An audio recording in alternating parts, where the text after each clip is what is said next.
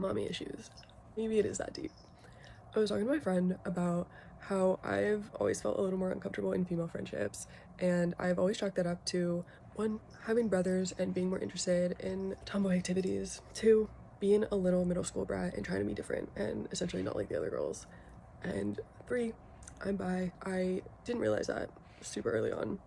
As I started to learn that I was attracted to women, there was another level of scariness and intimidation around women that I thought were cool and pretty.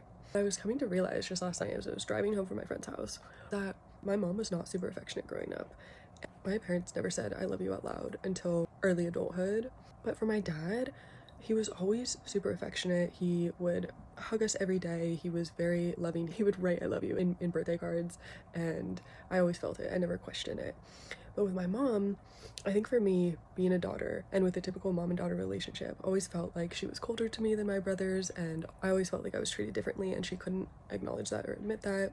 And I specifically remember this one time in probably middle school that I was breaking down and crying, and my mom was trying to comfort me, and I told her, I just don't feel like you love me.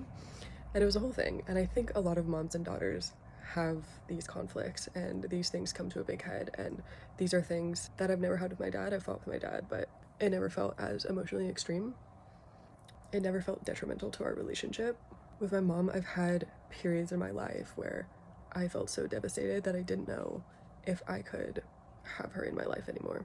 And that sounds really dramatic because I honestly, at this point in my life, really do love my parents. But there's something about a parent's love that can be so beautiful and can also be so triggering. And I just finished this book called The Body Keeps Score. And in this book, they do talk about attachment styles a little bit and these connections with our parents. And the more I get to know myself, the more I try to become attuned with my body and aligned with my feelings and actually feeling my feelings instead of just intellectualizing them and talking about them.